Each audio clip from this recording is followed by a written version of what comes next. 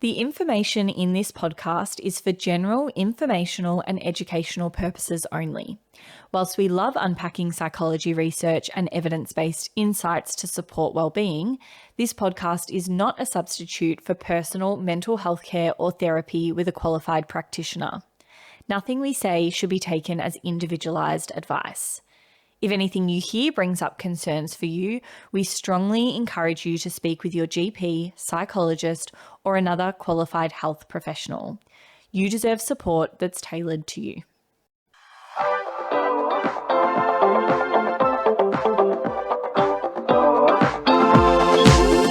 Welcome to This Might Help, where psychology research meets real life. We're your hosts. I'm Dr. Kira Hart. And I'm Dr. Lauren Rossetti, and we're two Australian psychologists. And we're back for another episode. Back and better than ever, hopefully. Today we're talking about the post-work blues that can happen when we're coming back from holidays, we're coming back from vacation, and we're getting stuck into work and we're feeling a bit sad about that. Yep. And also about how we can do different little things in our everyday life that makes the kind of mundane day-to-day routine feel more exciting and get a bit more joy into our everyday lives.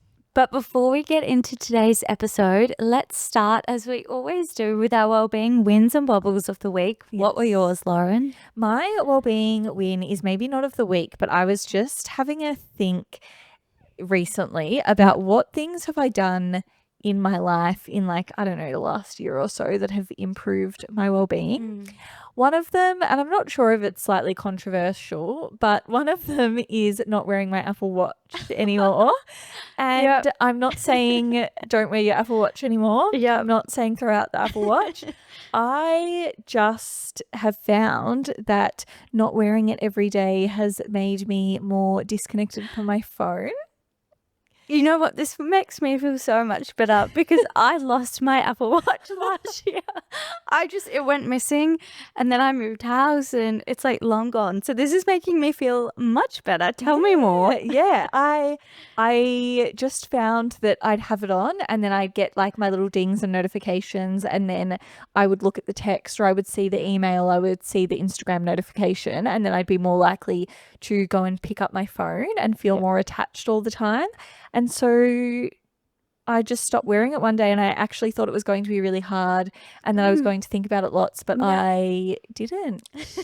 I didn't at all. Yes. And so I just don't wear it anymore. And that gives me these times where I don't have my phone with me, and then I'm like, oh, I'm completely disconnected from technology because I don't have my phone, I don't have my watch. Amazing. It is not so good if you get stuck in the scenario where like your phone dies and then you can pay for things, on your watch, or like you can call someone on your watch. Not so good for that, but the benefits are currently outweighing the pros. So that's the cons. Yeah, that's exactly what I mean. Yep. The benefits are far outweighing the cons. And that's my wellbeing win. Again, you don't have to stop wearing your Apple Watch. Anyone listening, this is just a personal wellbeing win for me. We are not sponsored by Apple. We're not sponsored by Apple. Absolutely not. Nor is that thinking No, that. I didn't have to say that. Okay, sorry, continue. And my wobble is just that I had a really horrible headache this week that lasted overnight and into the next day. And that was not fun. It took a long time to go away. So that's my wobble. Yeah, I also had a headache this week and I never get headaches. So maybe something's in the water. Yeah. What's your wellbeing win and wobble? That wasn't my wobble, but it could be. My wellbeing wobble was my Mac, again, another Apple product, decided to not let my password log me in. I was definitely using the right password and it just wouldn't let me log in. So I didn't have access to my Mac for a few days. And then I contacted customer service today and spoke to a delightful person who helped me within 5 minutes and I was back in. So that was really good. And my well-being win was I had the best night's sleep last night. Love that. I stayed over at my parents' house and it was just so comfy and a gorgeous night's sleep. I woke up feeling refreshed. I got to work feeling super refreshed. Wow. And just goes to show how good a good good night's sleep. sleep is. You were getting that like childhood nostalgia Yeah. staying at home. Yeah, all the home comfort. Nice. Love that for you. And mixed reviews on Apple. So today's episode. Yes. We are, like we said, talking about the post-vacation blues or the post-holiday blues that can happen. And many of us may be feeling them or have recently been feeling them as it's the beginning of the year. And lots of people are just back from our summer holiday and vacation. But I don't know about you, Kira, but for me, I can relate to the, rest and relaxation and the excitement of being on holidays. And then you come back to work and the decline or the back to baseline, the back to normality happens almost instantly. Yes. Well, I have quite a long period off over the summer holiday. So I'm very grateful. I'll say that up front. And I was so ready to get back to work. I was so excited for it. But I was like so surprised how quickly it just hit me. Yeah. And how like fast paced it was going back to work and how intense it was the first few days. Yes. It's a bit of whiplash. Yes. Just going back and then everything seems to start straight away. Like it just, hits the floor running. Hits the ground running. The ground. Close. Something about that phrase doesn't sound right. Hits the ground running. Yeah. So yes, this I guess this big shift from holidays, having fun, enjoying your time, relaxing, getting that rest, and then being straight back into work. That's, it's a big contrast for our brains and our bodies and just us in general to get used to. Yes. There is a difference between kind of this post-holiday sadness or post-holiday blues that people might talk about and more kind of serious conditions or diagnosed conditions like depression or seasonal affective disorder. Yes. But we today are talking, really about just that post-holiday blues that's kind of a temporary and like acute experience you have after holidays. Yes. And if you are experiencing these holiday blues, please know that you're not alone. So many people experience this and feel lethargic when they return to work and feel that whiplash, which is why we're doing this episode today. Yeah. So if we think about like the biology, when we're on holidays, we're partying, we're celebrating, we're catching up with friends, and our brain is receiving this boost in dopamine. So we're feeling really excited and we're feeling really happy a lot of the time. When holidays end abruptly, which they do, and we return to work, our dopamine levels can drop. Yeah. And this can trigger that noticeable shift in our mood. Yeah. And there's also more stresses. There's just an increase, like you said, in the pace of things. Yes. And so there's less time to have that, that restful time where your cortisol comes down and you're feeling more relaxed. Yes. Yeah. There are many common things that people describe when they're feeling these post-holiday blues. Some of them are things like feeling empty, having low energy or fatigue, like you mentioned, just being a bit irritable, having like mood swings, anxiety and stress coming up more often. There might be difficulty sleeping, and people might experience that in the anticipation of going back to work. So in the lead up of that kind of starting again, or in those early times when you're back at work. There might be financial worries that come up from the holiday spending, and then more rumination and other things like just the worries that can increase, which there's an article from Headspace that we'll link, which talks through some of this info about like what the post-holiday blues are. The holiday blues can be even harder if you have a really abrupt end to your holiday.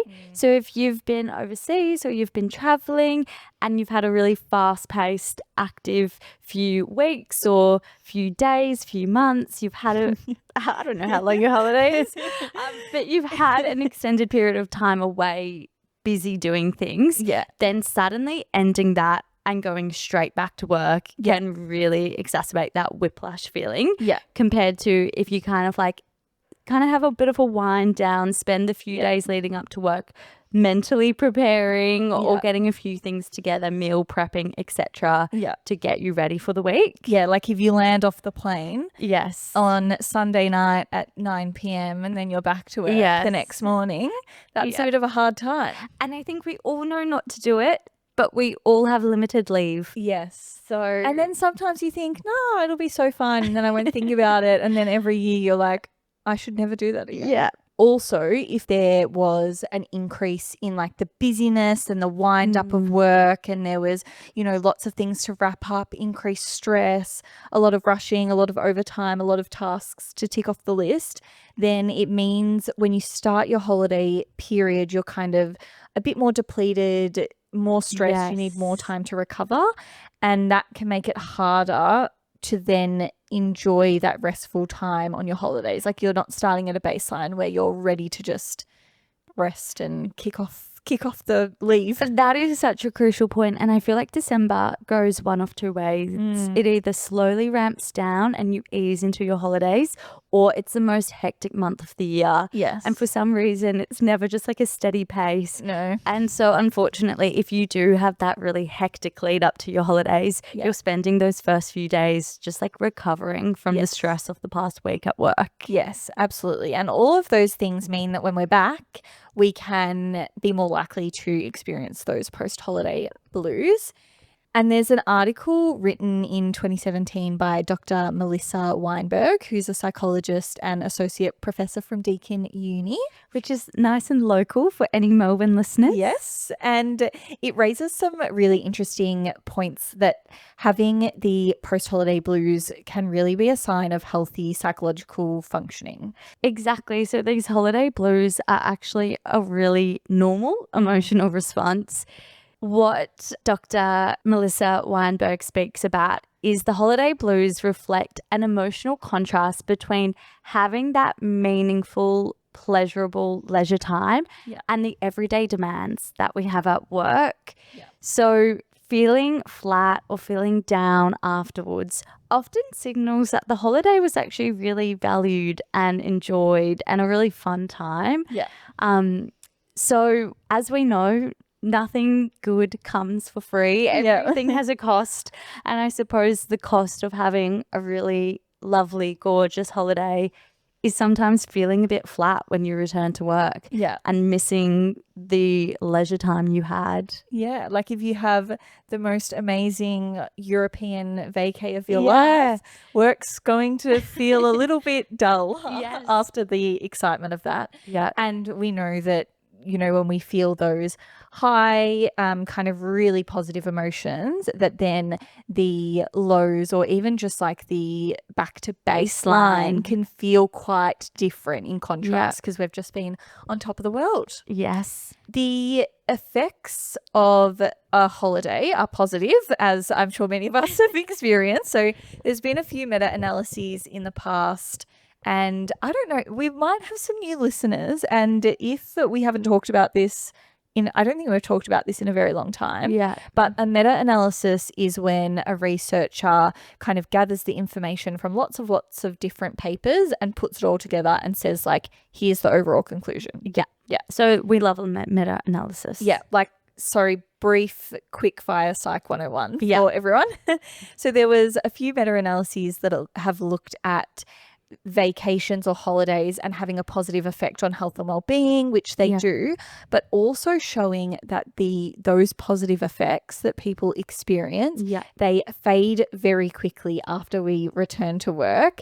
And they've shown that this rapid decline pretty much happens just after the first week back to work. So you might go on holidays, you've come back, you've been back at work for a week, and then you experience this pretty quick decline in those positive kind of benefits on your well-being that you had from the holiday.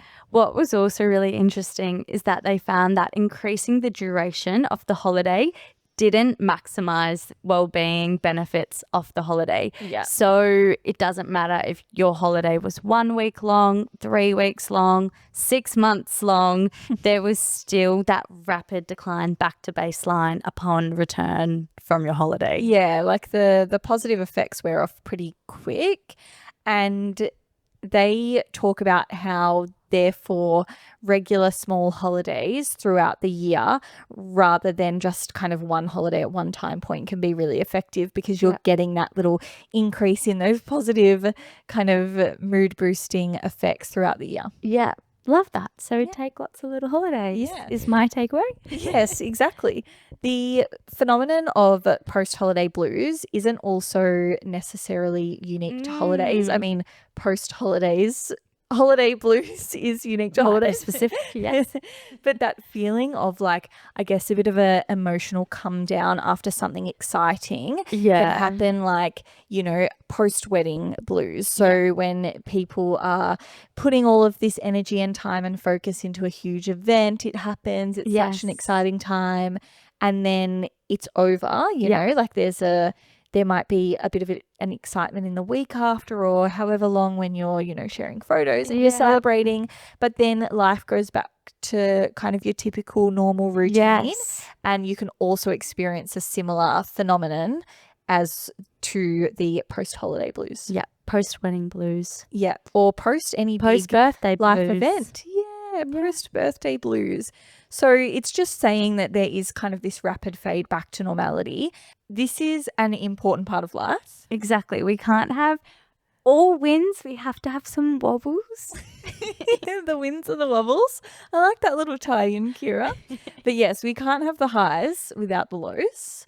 We know that it's normal to feel many different emotions, and these fluctuations in our experiences and in our emotions mean that we are having those really happy, elated, joyful times. And so, of course, when we come back down to the daily life and the mundane kind of normal of our everyday lives, it can feel like a pretty big contrast. Yeah. However, we want to also talk about how we can make the mundane day-to-day also feel like there are those pockets of joy and those happy experiences. So it doesn't feel like such a big contrast between your everyday and your holiday time. Exactly. So let's get excited about everyday life. Exactly. That's what we want. One concept that we want to talk about is savouring, which we've covered in, I think, our reflections episode. Yep. And savouring is a concept developed by psychologist Fred Bryant. The definition of savouring is the capacity to attend to, appreciate, and enhance the positive experiences in one's life. So it's really about, rather than just experiencing something positive and kind of moving through it, not thinking too much about it, it's about, a deliberate effort to really think about and enhance that positive experience and make those memories last as well. There are 3 main types of savouring, and anticipatory savouring, yes, in the moment savouring, and reminiscent savouring. Yes. Anticipatory savouring is when we're looking forward to something positive, and we're building that excitement. So, for example, I'm going to Sri Lanka in a few months, and I'm experiencing so much anticipatory savouring. Savouring Good work. at the moment. Like, looking forward to the holiday. I'm so excited every time I think about it. Yeah. I'm on like bookings.com and like checking out accommodation. Yeah. And you're building up the excitement. So much excitement. Yeah. In the moment, savouring is then when we're being fully present during that positive experience. So when we're experiencing the good thing, so when you're on that holiday, Kira, you are really attending to it. You're taking in all the moments. You're really taking that like mental image, soaking it up. I also think a good example might be like if you're having a morning coffee Yes. and you're sitting there, you're really like appreciating the taste. You're not just like sculling it down and not thinking about it, but you're being really like grateful and savoring like the experience of having a coffee over 5-10 minutes. Yes, absolutely. You're taking in and making the most of it. And then the third type of savouring is reminiscent savouring. So this is when we relive those positive memories and we extract joy from past experiences. Yeah. So it might look like going through your camera roll and looking at photos of like a fun wedding you attended or a really lovely holiday you went on and bringing back those feelings of joy that you experienced in the moment whilst you were on vacation or at a wedding, at a function. Yeah. And it could be even a song that reminds you of, you know, family or friends or a really lovely time, and you listen to that and you like let all of that reminiscent joy kind of wash over you. So good. We think savouring's a great idea to make the mundane more enjoyable, and this can increase those frequency of the moments you're feeling joy. So if you're incorporating some of that anticipatory savouring or that reminiscent savouring, and like you mentioned, if you're including it when you're doing those day-to-day things that might kind of pass you by, but you're creating them, you're making those moments kind of savouring moments, then you're giving yourself more opportunities to feel that joy. Yeah.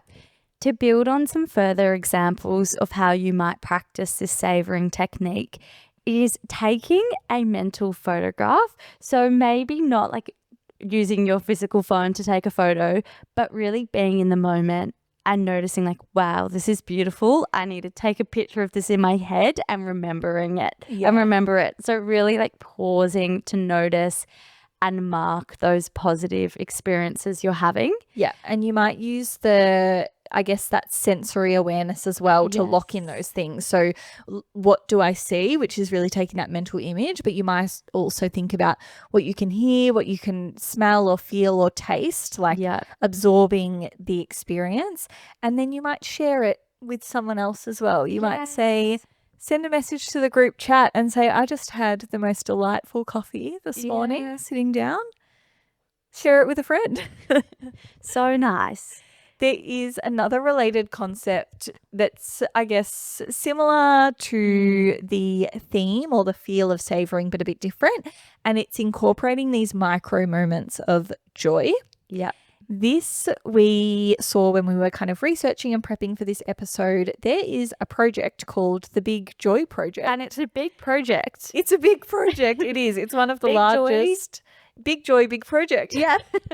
It's one of the largest community science projects on joy, and it's run by the Greater Good Science Centre out of UC Berkeley.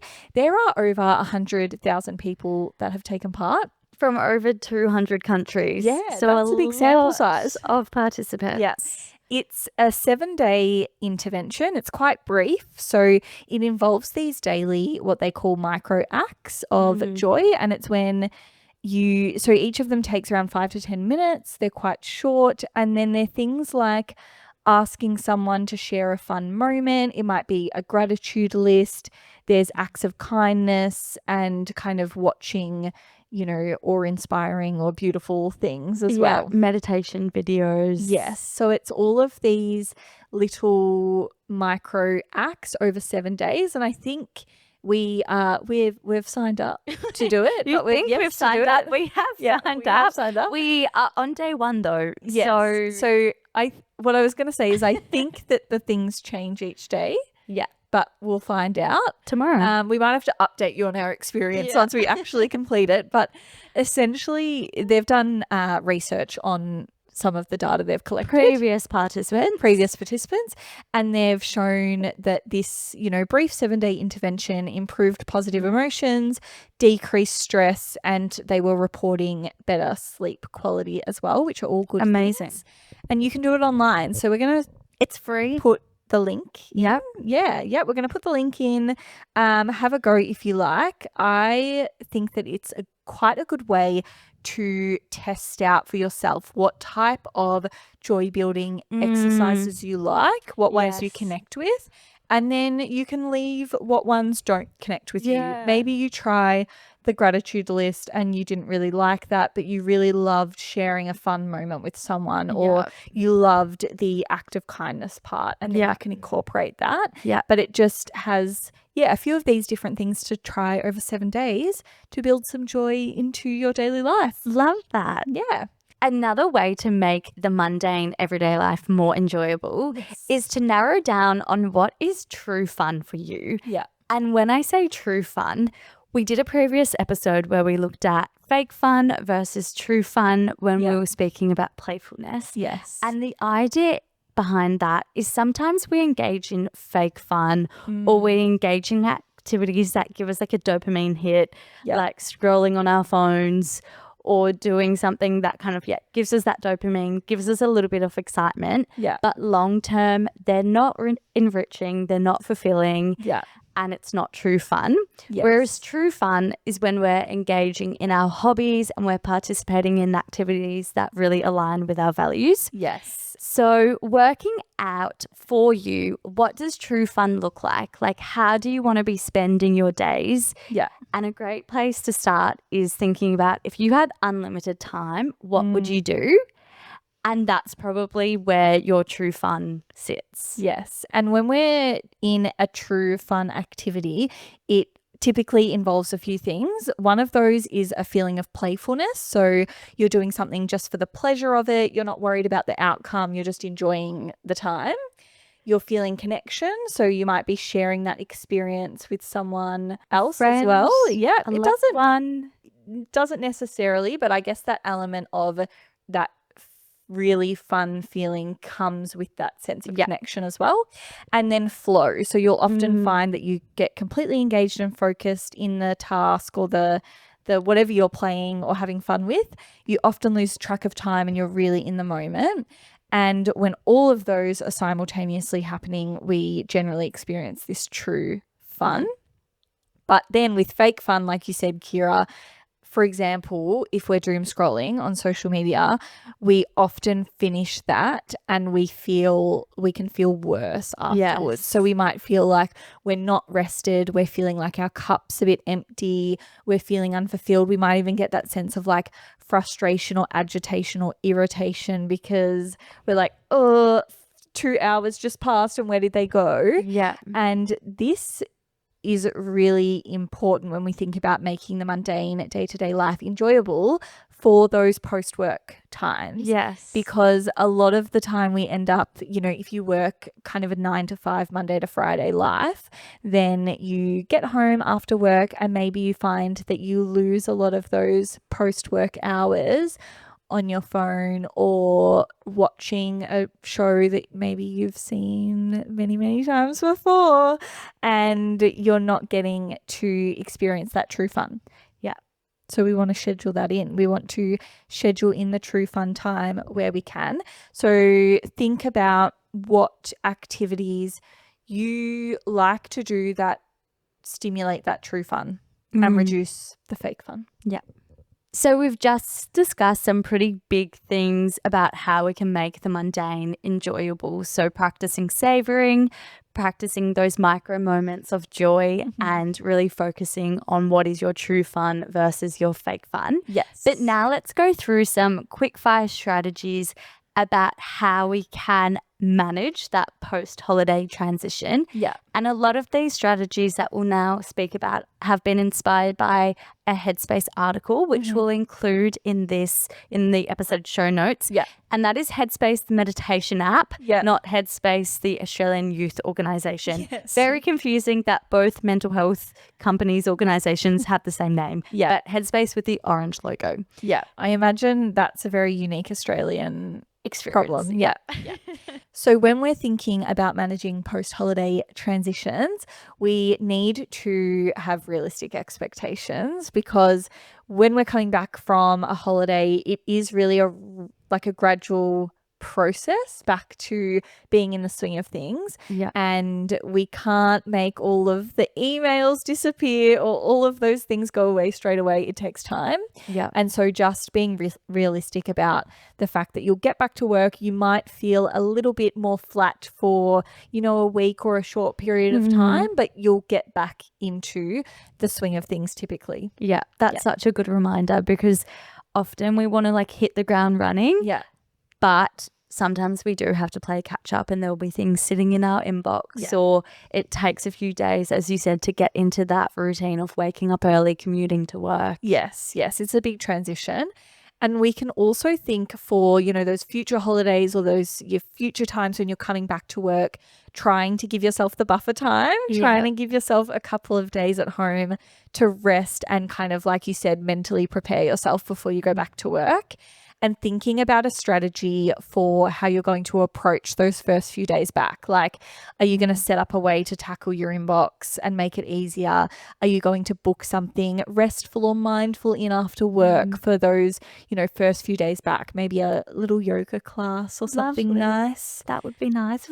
So those are some ways to manage the post-holiday transition back to work. But when we think about enjoying our everyday, some more kind of quick strategies to implement can be things like really taking in the moment, like we talked about with the mental photographs, but pausing, really attending to the good things that happen, kind of marking it in your brain like, wow, this is a really lovely moment, or this is a really nice time of the day.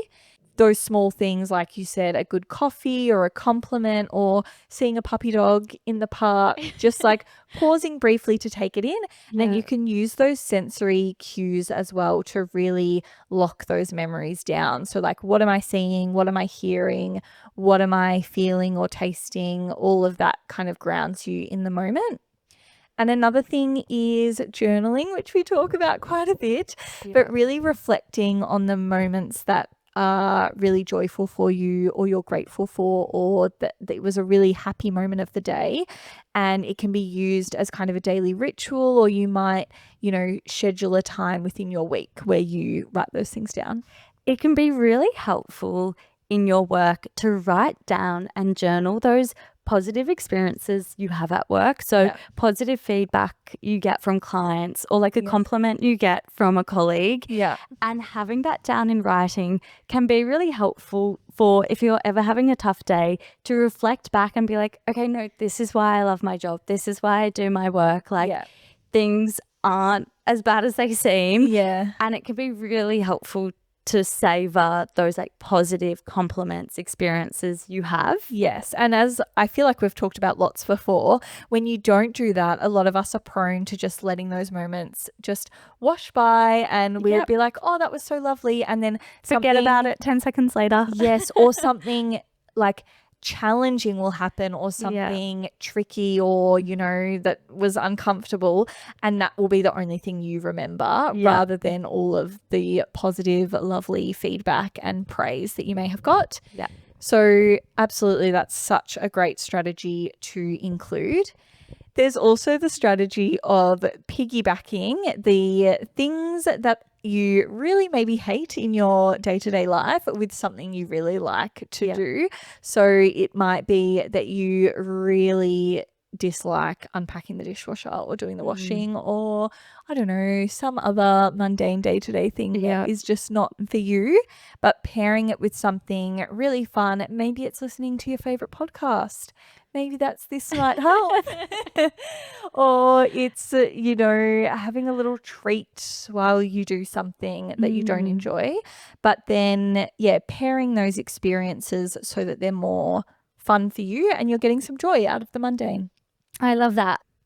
From here, a really good place to start is think about your week and think about your daily routine and actually work out like where can my little moments of joy be interjected and fit into the mundane day-to-day life. Because otherwise life will just pass us by. Yes. And we won't savor and appreciate those like fun, positive moments we have throughout the day. Yes, absolutely. There's often lots of opportunities to, you know, pop outside and be in nature for a little bit of time. It might be having your lunch outside instead of taking it inside at work. It can be, you know, even things like sending a text to a friend or a family member and just saying something nice. Yeah, giving someone a compliment. Yes. You'll make their day, might make your day as well. Yes, smiling to the strangers that pass us by.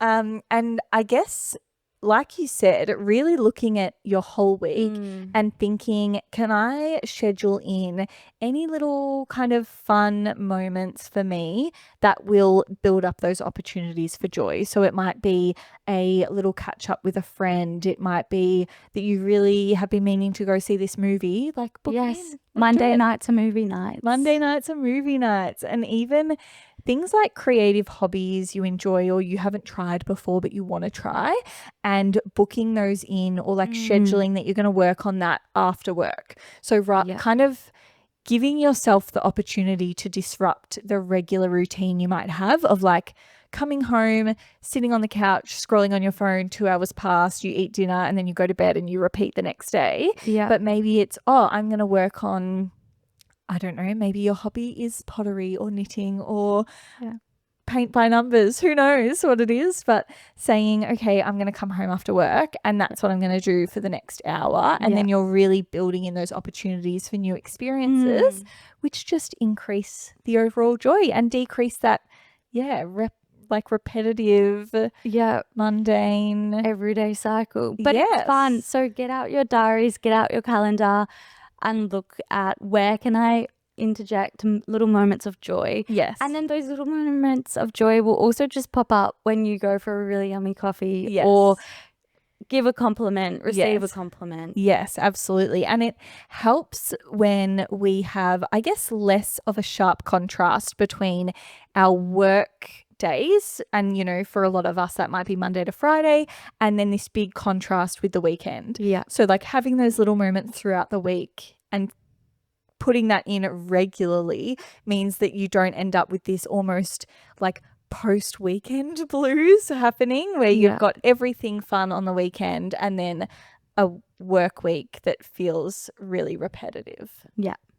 Today's chat has really got me thinking about how I can make just like everyday life a bit more joyful, a bit less mundane.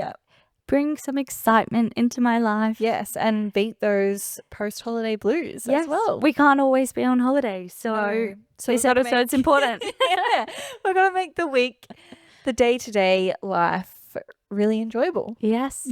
As always, the research that we used for today's episode will be in the show notes. Yes. And the other resources and helplines are also in the show notes as always. And if you want to follow along for more, we're at This Might Help Podcast on Instagram and TikTok.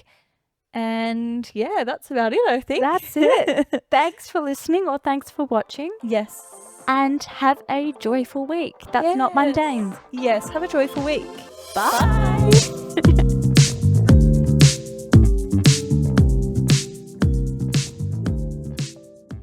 This podcast was recorded on Wurundjeri land. We acknowledge and pay our respects to Aboriginal and Torres Strait Islander peoples as the traditional custodians of this country. We honour their knowledge and resilience and the ongoing impacts of colonisation on wellbeing.